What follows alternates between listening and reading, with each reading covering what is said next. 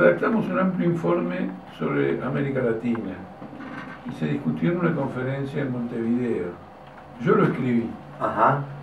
Y me detuve muy cuidadosamente en los problemas de los principales países, las relaciones entre ellos, en un momento que todos sabemos que es crucial, porque hay cambios de gobierno y además no todos por vía electoral. Claro, sí, Claro. lo estamos viendo. Es decir, que hay un giro político, porque la gente, los que dan esos giros políticos, dicen no vamos a esperar las elecciones. No. Estamos apurados por el giro político.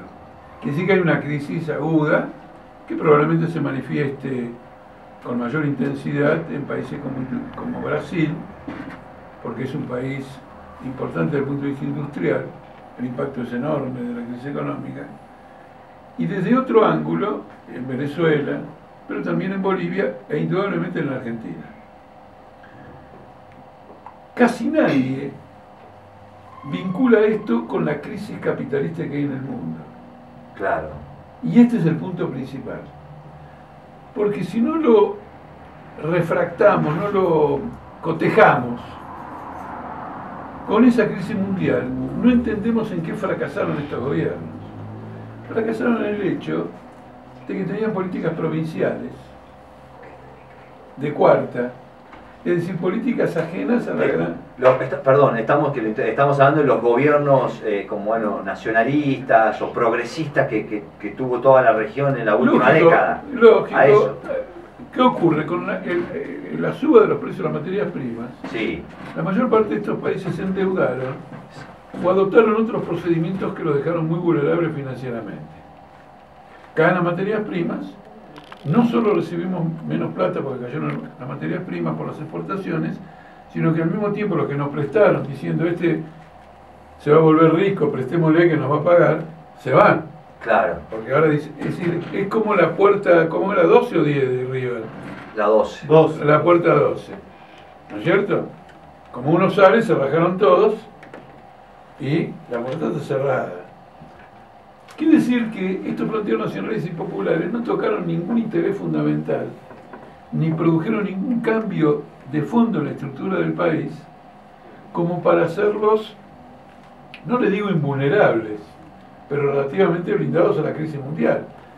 Cuando yo digo vulnerable, estoy diciendo una palabra fuerte porque a Dilma Rousseff, que obtuvo 54 millones de votos en octubre del 2014, en octubre del 2015, en septiembre, en agosto del 2015, ya estaba muerta. Claro. Mire la velocidad de la crisis. Después Cristina Kirchner decía, vamos a tratar de que nuestro contrincante sea Macri. Claro. Porque al pibe le ganamos por goleada. Lo eligió como adversario. Sí, lo eligió de siempre como adversario. Por eso después dicen, ¿quién es el responsable de la ciudad? Vos que lo elegiste como adversario, le diste una marija bárbara. Pero se retroalimenta, ¿no? Porque ahora a Macri también le sirve tener al kirchnerismo ahí. Sí, bueno. La única diferencia es que esta vez no van a ser los kirchneristas los que van a acabar con Macri, sino que nuestra apuesta es a la izquierda, para que haya una alternativa superadora, porque de lo contrario estamos como en el tenis. La pelota va para un lado, va para el otro, va para el lado, para el otro. Son los mismos que se turnan. Son las mismas fuerzas políticas que han fracasado. Menem con la caída de la convertibilidad, el radicalismo con la hiper del 89, este gobierno con el incremento, el anterior, perdón, con el kirchnerista, con el incremento de la pobreza, la inflación, y en el campo de los derechos humanos, Luciano Arruga, sí, Mariano Ferreira, Jorge Julio López, los gatillos fáciles, las chicas, la violencia contra la mujer en todo el país, pero en Salta muy significativamente, inclusive la violencia contra la mujer ejercida por el Poder Judicial. Claro. No la violencia doméstica, que es tan mala como cualquier violencia contra la mujer, pero son dos partes civiles. El Poder Judicial es un poder del Estado, tiene el monopolio de la violencia y de la fuerza. Entonces, como usted ve, ahora se presenta esta novedad política y observamos nosotros que cuesta desentrañarla. Claro, sí, sí. Porque la gente y los que están interesados en distorsionar las cosas más todavía, lo presenta desde el punto de vista de la superficie. Bueno, se fue el kirchnerismo que decía viva Cuba, y sube Macri que dice muera Venezuela. Ah, bueno, ya está. Yo estoy con el otro. Bueno, el otro está muerto. Vos podés estar con el otro, pero no gana más un campeonato. Se fue a la B. Esa era mi pregunta para ampliar, perdón que lo interrumpa. La gente que se ilusionó con los gobiernos nacionales, latinoamericanistas, todo, bueno, toda una corriente que se abrazó en un momento con Evo y Chávez, generó cierta efervescencia. Bueno, pero ahí está el problema. Ahora la tarea de la izquierda es una tarea gigantesca que la vamos a cumplir, porque toda esa gente corre el peligro de caer en una profunda desmoralización. Claro. Y ser manipulada por la derecha, si la izquierda no la rescata con un planteamiento superior. Porque hoy los chavistas están en la calle pidiendo el revocatorio contra Maduro. Claro. ¿Te das cuenta?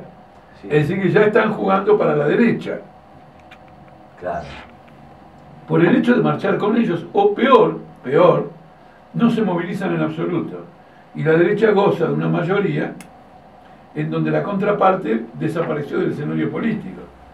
Por eso cuando veo las manifestaciones que hay ahora en Argentina, desde el comienzo las subieron, y también en Brasil, digo, bueno, los trabajadores no se dejan amilanar, porque ven un ataque directo a sus intereses, pero el factor de desmoralización política por la obra de estos gobiernos es enorme. En el poco tiempo del segundo mandato de Dilma Rousseff, la tasa de desocupación en Brasil creció del 6,5 al 12%. Se duplicó sin que el gobierno nacional y popular moviera un dedo para detener los despidos en las grandes fábricas. Acá cuando alguien luchaba contra los despidos, la presidenta nos atacaba, la expresidenta nos atacaba diciendo que creíamos que esto era la revolución rusa. Claro. ¿No es cierto? Sí. Bueno, quiere decir que eran enemigas furiosas de los trabajadores. Bueno, han sido derrotadas, quizás no por nosotros todavía, pero no existen más. Se terminó. Han producido una profunda desmoralización. Hoy Dilma Rousseff tiene el 7% de intención de voto. Es decir, que todas esas banderas que levantaron ya no están más, fue todo, quedó en los discursivos. No, la bandera no, porque las banderas solo valen por quien las levanta. Claro. Si mañana Macri le agarra un ataque y dice viva la justicia social, la gente llama a un médico. Sí. Emergencia. ¿Por qué? Porque dice, no puede ser. Y si el que le levanta, bla, bla, bla, pacta con Chevron, sí, y pone el precio del gas en dólar para cumplir con Chevron, desmoraliza a los que... Hoy en un programa de televisión yo dije una cosa, mire, acá en la Argentina hay que entender esta afirmación mía que es profundamente de izquierda. El peronismo es el gran organizador de las derrotas. Ajá. Tiene más de medio siglo de derrotas, es el agente de las derrotas. Pero es como también, por otro lado, se dice que es el único que puede gobernar, también. O sea, por eso. Porque si gobierna, nos caga a todos, y entonces los demás dicen, este puede gobernar. Porque la única victoria del peronismo, y que es relativa si fue una victoria del peronismo, es el 17 de octubre de 45. Sí. Y ya que usé una palabra como cagar, cosa que no hago nunca, hay que recordar que Evita en una carta a Perón le dice sos un cagón. Porque Perón mismo el 17 de octubre no lo vio. Claro. Lo vio Evita, pero no lo vio Perón. Pero usted saca ese hecho. Entregó el movimiento obrero en el 55. Volvió y trajo a las 3A. Claro. Después volvió y privatizó todas las empresas estatales con Menem. Es cierto. Y después vino Cristina Kirchner y dijo esto. Entonces el gran organizador de derrotas es el peronismo. El movimiento obrero lo tiene que comprender y en muchos lugares ya lo comprende perfectamente bien, por eso estamos ganando las elecciones sindicales.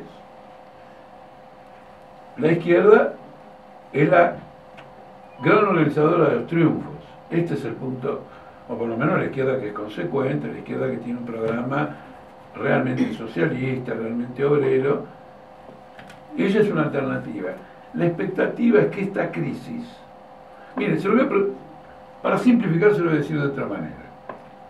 ¿Se viene un ciclo macrista en América Latina? Parece. Se viene, eso es lo que parece, digamos, claro, que se viene, que todo esto, claro, los gobiernos como progresistas o nacionalistas. Por eso hay una humedad bárbara, claro, es una palabra, una humedad fenomenal, mucho calor, se viene la tormenta. Así es. Y entonces tenemos el ciclo de tormenta, barre con todo, que si un día aparece el cielo claro, viene el ciclo de los días lindos. Pero ya pasó esto, ¿no es cierto? Es como cíclico, ¿no? Bueno, por eso como mucha gente que pasó dice, bueno, nosotros pensamos que no, pero con esta reserva. Si los macristas, los temeristas, por Temer, por sí, Brasil, y todos los derechistas que andan por ahí, quieren un ciclo derechista, se lo van a tener que ganar. Van a tener que derrotar a la clase obrera que se le va a poner y van a tener que conseguir los recursos internacionales que le apoyen una política en un momento de gran crisis capitalista mundial. Entonces ahora la pelea de ahora es la pelea sobre si esto van a poder o no. Y Macri llega al gobierno en peores condiciones que Menem.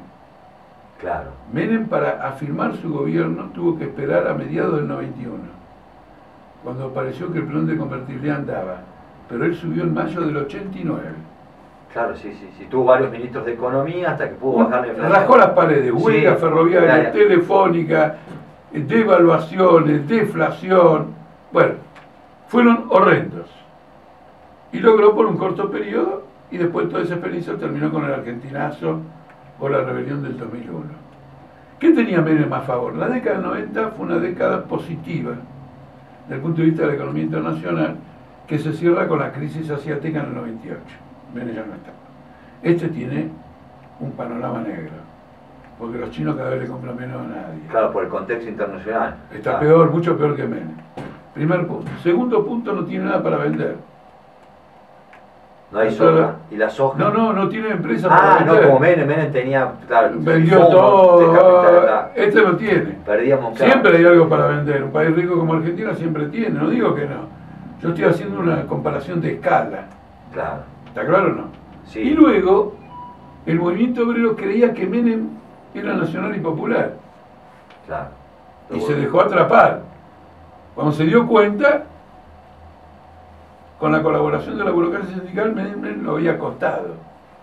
Este no. Entonces, vamos a una pelea, en donde el problema de la crisis capitalista mundial va a ser un factor fundamental. Claro. Porque yo hoy le hice una pregunta a un colega suyo. Como Temer gobierna sin que fuera votado, después hubo un gobierno en Paraguay que sin que lo hubieran votado, y todo ese tipo de cosas. Yo le dije, ¿en Europa hay algún gobierno que no fuera votado? Es decir, en Europa hay una inestabilidad política como en América Latina, que hay gobiernos que no lo vota nadie. Entonces, naturalmente e ingenuamente me dijo, no, en Europa no. Está equivocado. La crisis mundial es tan intensa que en este momento la primer ministra de Gran Bretaña no la votó nadie. Claro. Al primer ministro de España no lo votó nadie. Sigue un mandato vencido. Claro, no pueden lograr. Y el primer ministro de Italia no sabe lo que es ir a elecciones. Claro. Es decir, que usted tiene 3 regímenes políticos que violentan los principios de la democracia capitalista. Porque gobiernan sin ser electos. Y si quiere se la corre un poco más, pero no es el objeto, digamos, de este programa. No se puede analizar nada de lo que ocurre en el mundo hoy sin esta crisis capitalista. Furiosa crisis capitalista. Y más o menos por eso, y bueno, ¿y por qué la crisis capitalista? ¿Por las contradicciones mismas del capitalismo? Ocurre lo siguiente. Porque, claro, el contexto que el Macri se enfrenta y todo Sudamérica, ¿por qué se produce la crisis mundial del capitalismo? El capitalismo es un sistema de crisis y recuperación. Ajá. No existe el capitalismo en un equilibrio permanente. De golpe comprueba que lo que había decidido producir está en exceso de lo que hay demanda, que los cálculos de beneficio no se cumplen, crisis total. Ahí los que quedan en pie reanudan. Pero como ocurre con la vida de una persona, no es lo mismo tener sarampión a los 3 que tener sarampión a los 75. Claro. Te voltea. Este no es el capitalismo de hace 200 años, que irrumpía en el mundo y de cada crisis salía más fuerte, sino que este es un capitalismo que de cada crisis sale más débil. Claro. ¿Por qué? Porque es un sistema que ya maduró, no tiene más nada para ofrecer. ¿Cómo se explica que en Europa prácticamente esté abolido el derecho laboral? Ya no hay más jornada de trabajo. Flexibilidad total. Hace 20 años, 25 años, decían, hemos superado el reformismo, ha superado todo, nadie vive como en Europa, nadie vive como en Estados Unidos. Hace 25 años que no crece el poder adquisitivo. Y parecía así, parecía que habían encontrado una fórmula capitalista en la cual todos vivían bien, tenían desarrollo. Entonces, lo miramos desde acá por lo menos así. No, indudablemente. Y se fabricó una ilusión. Se fabricó una ilusión que usted tiene desde el año 70. Es decir, que ya pasaron 46 años de una declinación histórica muy clara, de un retroceso de las condiciones sociales y de una multiplicidad de guerras. Usted fíjese que, muy interesante, la disolución de la Unión Soviética y la apertura de China al mercado mundial, que eran los dos grandes resortes para contrarrestar una crisis capitalista, hoy son los factores que potencian la crisis capitalista. Claro. Porque todo el mundo hoy está preocupado con que China me venda más barato y me termine de liquidar. Claro, eran los enemigos, claro, eso claro, eran los enemigos del sistema capitalista hace 30 años, eran los enemigos. Pero ahora no. Cuando tenían los enemigos del sistema capitalista, todo el mundo vivía bien. O más o menos, bueno. Claro. Estoy exagerando, pero... Para ir entendiendo. Para entender en general. Ahora que se terminaron los enemigos del capitalismo, el capitalismo se fue al carajo. Cuidado, esto es significativo, es decir, es una tendencia interna que estaba contenida por la amenaza, pero más allá de eso, en lo económico, conquistaron o vieron abrirse un mercado de 1.400 millones de personas. Por pobre que sea, ¿no es cierto? Consumen y abren una dinámica. Esa dinámica ha acentuado la crisis mundial capitalista. El mundo entero está en un punto de viraje. Usted lo ve en un dato, mire, yo le citaba que Renzi, esta muchacha, qué horror, Theresa May, es una mujer mayor, pero Renzi, Theresa May, Rajoy y algunos más, gobierno así que lo votó absolutamente nadie. Pero usted tiene además guerras fenomenales. Y en Estados Unidos, la candidatura de Donald Trump. Ajá, claro. ¿Dónde le voy a dar la primicia a Radio Dínamo? Qué bien. Contando por qué Trump dice que el muro que él va a levantar en México lo van a pagar los mexicanos. Lo van a pagar los mexicanos. Y los mexicanos de ninguna manera. Y unos latigazos extra de llama. ¿Cómo va a ser Trump para hacerle pagar a México un muro contra México? No sé. Nadie sabe. Nadie sabe. Y Trump dice... Yo se lo voy a hacer pagar. Y no solo eso, sino que entre la multitud va y dice, vamos a levantar el muro de México. ¿Y quién lo va a pagar? Y el público dice, los mexicanos. Y nadie sabe cómo. Ellos van a establecer un impuesto a las remesas de los inmigrantes mexicanos en Estados Unidos a México. Ajá, esa es la manera que tiene pensado. Le va a confiscar salarios y ganancias a los laburantes mexicanos en Estados Unidos. Que mandan su plata a su país de origen. A país de origen, familia. Se va a meter un impuesto. Si no es que se lo afana todo, en la democracia más importante del mundo. Claro. Es un síntoma de descomposición brutal. El Partido Republicano, que es derechista, belicista, chauvinista, dice, no, esto es mucho para mí. Claro, sí, mucho para todos. Ahora, Jorge, en este contexto, ¿no? ¿Cuál es el desafío que hoy tiene la izquierda, no solo aquí en Argentina, sino también en Latinoamérica, teniendo en cuenta la descripción que hizo de estos gobiernos que se han disfrazado detrás de banderas de izquierda, pero fueron gobiernos populistas, sin ir más lejos el kirchnerismo, para que la ciudadanía logre diferenciar entre la verdadera izquierda y entre aquellos que se disfrazan detrás de esta bandera? Dos cosas. Yo siempre digo que el Partido Obrero, cuando más creció, fue bajo el kirchnerismo. Es decir, que nosotros hicimos un muy buen trabajo de diferenciación cuando el kirchnerismo estaba muy bien. Claro. Cuando ganaba con el 60%. Claro, ahí nosotros íbamos para arriba. Surgió el Frente de Izquierda, estamos en 7 legislaturas, cuando la izquierda estuvo en 7 legislaturas, en el Congreso Nacional, tantos consejos deliberantes. Perdón, ¿cuántos años tiene el Partido Obrero? Entre paréntesis. Bueno, es una edad, como dicen algunos, indescifrable. No, ¿por qué? No, me lo explico por qué. Porque nosotros en realidad éramos un pequeño grupo de personas, que no es que fundó un partido. Cuando adquirió cierta jerarquía, volumen, qué sé yo, empezamos a pensar en fundar un partido. Si es por el pequeño grupo, cuando yo digo pequeño grupo, es pequeño, 7. Son 50 años. Si lo coloco en una etapa en que uno dice, bueno, esto puede florecer, y bueno, ya es menos, después de la dictadura militar.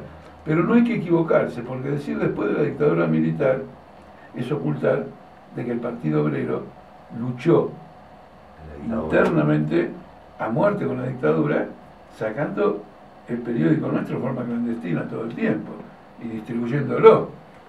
Entonces, esa es una cosa muy importante en nuestro crecimiento. Porque lo que importa en un crecimiento de una fuerza revolucionaria es que si alguien le pregunta, ¿dónde estuviste en la guerra, papá? Y entonces el papá dice, en la trinchera. ¿De qué lado estuviste? No solo de qué lado, si existía. Claro. Si pasaste la prueba de luchar contra una cosa tan sangrienta. Y no con posiciones foquistas, terroristas, sino políticas. ¿No es cierto? Fíjense que las posiciones de tipo foquista y terrorista han desaparecido. Las corrientes, como tales. Afortunadamente. Porque se demostró que era un fracaso, que no entendían el proceso político argentino y que no tenían un apoyo de masas, como nos tuvieron tantas guerrillas que existieron claro, en el mundo. Estamos hablando de los intentos armados, ¿no? De la izquierda armada, ¿no? En el mundo hubo intento armado infinito. ¿Cuáles ganaron? Aquellos en que las masas sintieron que se tenían que armar contra el despotismo. Claro. Eso ganaron. Y llegaron al gobierno. Mandela lo hacía la guerrilla. Y no solo en Sudáfrica, sino en Mozambique y en Namibia. Y fundamental, que se llamaba Rhodesia y ahora se llama Zimbabue. Estuvo como 40 años en Ghana. Entonces una cosa es eso, y otra cosa es que Evita, Perón, agarremos los fusiles y entremos a liquidar gente. Lo simplifico, a lo mejor estoy cometiendo una injusticia con mucha gente que luchó en ese terreno con devoción y todo lo demás, y mi respeto, pero en el ámbito de este programa no quiero simplificar porque nos estamos yendo un poco del tema. Entonces ahora, los derrotados, estos kirchneristas, se quieren mimetizar y aparecer como una fuerza de resistencia,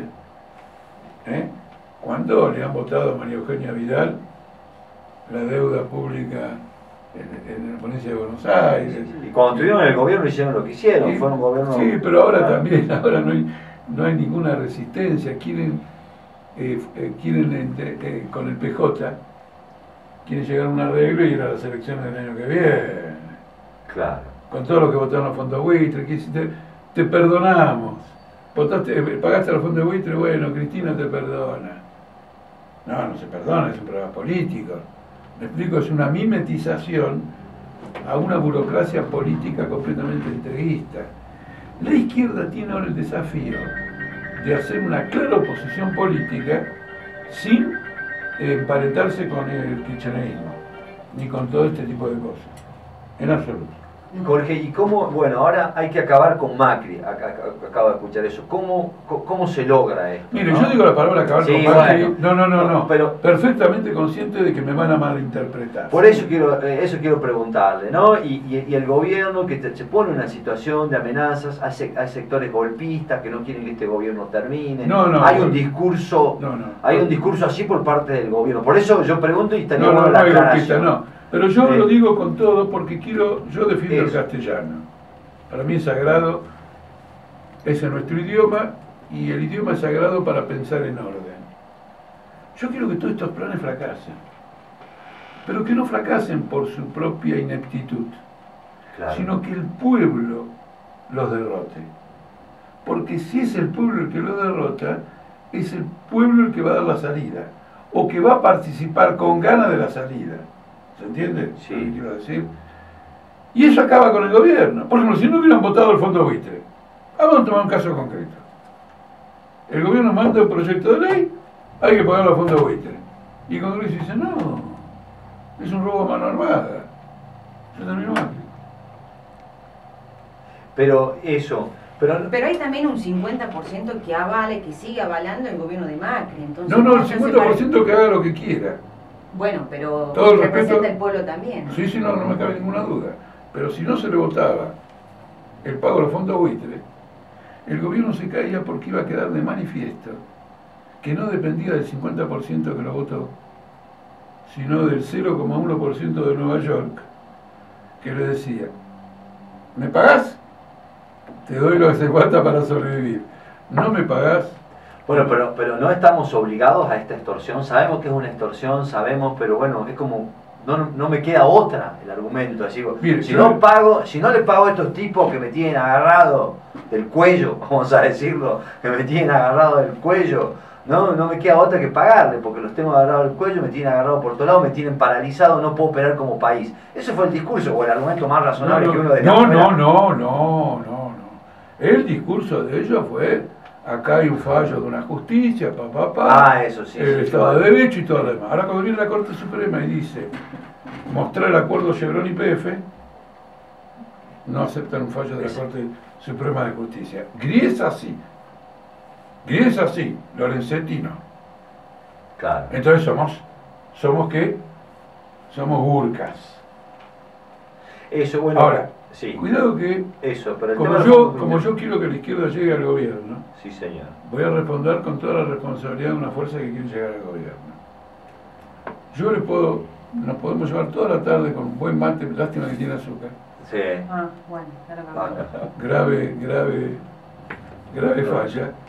Podemos estar toda la tarde de ejemplos de fuerzas revolucionarias que acataron extorsiones. Revolucionarias, no macristas. Pero una vez que la acataron, toda su orientación era cómo crear una realidad en que nunca más la extorsionen. Claro. Macri, está para la extorsión permanente. Claro, que la venimos sufriendo hace años, que no es la primera Entonces vez. no se trata qué hubiera pasado si esto. Es como en el matrimonio que se lleva mal. Si me voy, no sé qué quilombo se arma. ¿Está claro o no? Eso. Pero entonces, ¿qué es lo que vas a lograr? Vas a lograr que a medida que se acumulan los problemas, el quilombo final va a ser de padre, ni te cuento. Claro, se va a Hay que ganar. ponerle un claro. corte. Y cuando uno le pone un corte, descubre si es ella que él a las 48 horas puede ser que entienda, si no habrá que dictarle una orden judicial de distanciamiento. No, es verdad, porque estoy contando algo que es real. Ella entienda, es decir, fuera de los casos muy violentos, se termina entendiendo. Yo lo que quiero decir con esto es que acá no se trata de una extorsión, acá se trata de un régimen que apuntara a esa extorsión. Si Argentina en 9 meses se endeuda en 40.000 millones de dólares, no sé si ya lo dije eso acá, No. por el Estado Nacional, las provincias y privado en 9 meses, lo cual es un récord mundial De endeudamiento. de endeudamiento de un país subdesarrollado, ese ha elegido el camino de la víctima de los extorsionadores. Claro. Entonces no es esta extorsión o la otra extorsión. Hay momentos que hay que romper el nudo. En ese momento hay que amacarse porque el piloto dice estamos en una zona de turbulencia. Bueno, fenómeno. Pero pasamos la zona de turbulencia y chao. Entonces no acepto eso. Quiero hacer todo este desarrollo para mostrar que como izquierda nosotros sabemos lo que es la dificultad de enfrentar una extorsión y no poder derrotarla. ¿Se entiende o no? Sí. Es decir, que formamos parte de la vida real, no el cuento de nuestros adversarios, de que vivimos leyendo incluso cuando caminamos por la calle. Y Claro. montamos fantasía, de ninguna manera. Bueno, ahí yo le quiero agregar algo, en esto que ya mencionó la palabra, la izquierda se debe preparar para llegar al poder, y en estas críticas que recibe por parte de la oposición, ¿no? Se dice, bueno, la izquierda nunca busca el consenso ni el diálogo, ¿no? ¿no? Son muy... Como en el Consejo Deliberante de Salta. Por ejemplo, que es la crítica que siempre hace la oposición, nunca busca el consenso ni el diálogo y esto, por lo tanto, no busca la construcción democrática. Sí. ¿No? Bueno, ¿qué tienen para responderle? Que tampoco el otro busca el consenso en el diálogo. ¿Por qué? Es un retiro, se ve ayer, por ejemplo. Ayer se votó en el Consejo Deliberante, lo escuché todo porque venía en un auto. Y entonces nuestro bloque pide que en un barrio que se está construyendo se empiece por construir todo y se monte una escuela pública. Pero, por ejemplo, ¿es posible una mesa de diálogo entre el peronismo y la izquierda? Tenemos que discutir de qué estamos hablando. En la escuela ya no nos pusimos de acuerdo. Nosotros queremos una escuela pública y ellos quieren una escuela confesional. Por lo tanto, ese barrio no va a tener el derecho a la escuela pública. Es brutal. Si viene Sarmiento, mata todo el Consejo Deliberante de Salta. Sarmiento tendría dificultad de traer un consenso con el Consejo Deliberante de Salta. Después nuestra compañera, mientras hablaba, le dijo que han transformado a la ciudad en un basural, que van a ir presos por delitos ambientales, entonces que se pongan en orden. ¿Qué consenso podemos adquirir con la desnutrición? Ninguno. No, sí, podemos. Porque Bueno, viene Urtubey, ungido por alguien, y dice, vamos a terminar con toda una cantidad de despilfarros y vamos a dedicar todo lo nuestro a empleo, salud y educación. Basta de Banco Macro, basta de Edenor, basta de Refinor, basta de todo eso, vamos a atender al pueblo. Sí. No vamos a llegar a decir, Urtubey, qué grande sos, pero vamos a poner el hombro. Ajá. Claro. Nunca hemos dejado de poner el hombro frente a procesos por ejemplo, cuando el kirchnerismo estatizó el ANSES. Sí. Les voy a contar una anécdota. Ya les di una primicia, ¿eh? Ya. Ahora una anécdota. Esto. Me llaman y me dicen, che, Jorge, tengo que decirte algo muy serio. El gobierno va a estatizar la ANSES. En media hora, una hora lo anuncia. Entonces se produjo el primer caso que yo conozca de un comunicado firmado por mí apoyando la estatización del ANSES que todavía no era conocido. Claro, salió el comunicado, claro, te pasaron el dato y claro. ¿Por qué? Porque hemos luchado todo el tiempo por la estatización del ANSES, años y años. Si Kirchner estatiza el ANSES, lo vamos a apoyar. Ahora, él estatizó el ANSES para, con la plata de los jubilados, pagar la deuda externa. Claro. ¿Está claro o no? Sí. Podríamos haber dicho, no, estoy en contra de la estatización kirchnerista del ANSES porque va a usar el dinero para la deuda externa. Preferimos decir, este paso lo apoyamos y quedamos libres para no apoyar ninguno de los otros que van a ser contradictorios con cualquier espíritu de que el ANSES sirva para los jubilados. Entonces, eso digamos es un verso. Y otra cosa más, que es un chiste que yo le hice a Claudio de Pla anoche cuando escuchaba. En el parlamentarismo argentino, y creo que mundial, pero bueno, hablemos de lo nuestro, hay el derecho a réplica en los congresos, parlamento, legislatura. Si alguien te menciona y dice, vos que dijiste, Claudio del Pla, Jorge Altamira, después ese Claudio del Pla, Jorge Altamira tiene derecho a una réplica. Claro. Bueno, yo escuché cómo criticaban a Cristina Fofani, y cuando Cristina Fofani pide el derecho a réplica no se la quiere dar. Quiere decir que teníamos razón nosotros, que nosotros teníamos que ser presidente del Consejo Deliberante. Porque con nosotros, el presidente del Consejo Deliberante, iba a haber derecho a réplica, un derechista que fuera atacado por nosotros y diga, quiero contestar. Tiene derecho a contestar. La gente no sabe, la gente sabe, pero los que no lo quieren entender, a nosotros nos conviene la democracia. Claro, claro. A nuestros adversarios no les conviene, porque en un régimen democrático podemos explayar nuestras ideas que son maravillosas. En cambio, en un régimen que no me permite todo eso, la población dictatorial o lo que fuere, la población queda ignorante de qué planteamos. Más que plantear, que alguien me las ataque, que yo pueda contestar, es el debate. Si pasamos el debate, por eso es que hemos crecido tanto en términos parlamentarios en este tiempo. Y ahora tenemos un desafío que no es simplemente elección del 17, elección, sino que una crisis que va a golpear duro. Va a golpear muy duramente, porque a nivel mundial... Eso no se viene el repunte que anuncia el gobierno, entre paréntesis.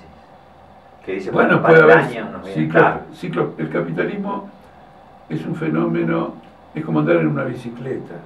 Sí. Siempre está en movimiento. ¿Se entiende? No es Sí, que de golpe se cayó y uno va y con una lupa mira el cadáver. No, claro, es algo Cuando 100 dinámico. no invierten, incluso cuando 100 no invierten, hay 3 que sí. Claro. Y aparece, ¿se entiende? Esto, lo otro. Lo que hay que ver es la tendencia general. Entonces, mañana sube, baja, pero la tendencia general es una tendencia al retroceso y marcadamente en términos sociales. Por ejemplo, en este momento lo que se está discutiendo es arrasar con el derecho laboral en todos los países. Arrasar, eso fue lo que se discutió en el G20. Termina completamente con el derecho laboral. El país que está a la cabeza de la abolición del derecho laboral es China. Claro. Pero el otro día, por WhatsApp, 150.000 obreros fueron a una huelga de una sola empresa que está desparramada por China, Walmart. La empresa norteamericana De súper. de venta minorista. Sí, exacto. 150.000 contra el sindicato. Y lean el Clarín del domingo pasado, le hacen una entrevista a un capitalista chino y él dice, no entiendo a los obreros argentinos y a los sindicatos. ¿Por qué no colaboran con nosotros los patrones? Si nosotros lo que más queremos es el beneficio de los obreros. Allá en China los sindicatos, dice, son parte nuestra. Sí, porque son todo el Partido Comunista, el gobierno. No hay sindicato independiente. Una gran lucha en China, si yo fuera chino, sería...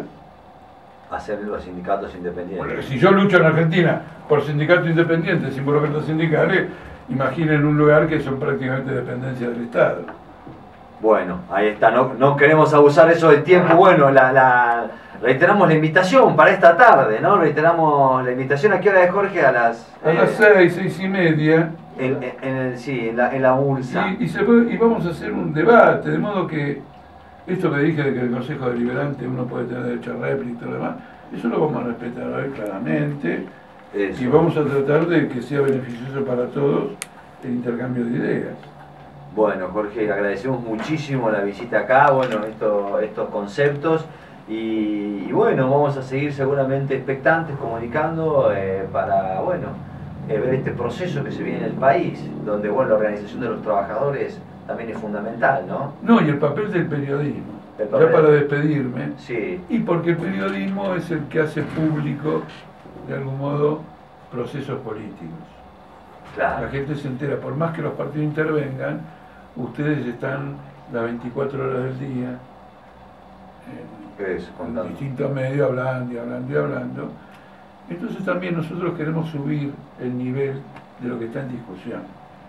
Después los periodistas harán lo que quieran, pero ya no pueden ignorar que hemos colocado un piso alto donde queremos discutir problemas de poder, de crisis mundial, y no versitos, ay, pero no puede ser porque un brasileño paga 200 de la tarifa, acá usted paga 50, ¿no es cierto? Como si los costos en Brasil fueran los de acá, etcétera, sin ningún análisis de nada, es decir, bastardeando, en lugar de ejercer una función de esclarecimiento con asesores que tienen a la población.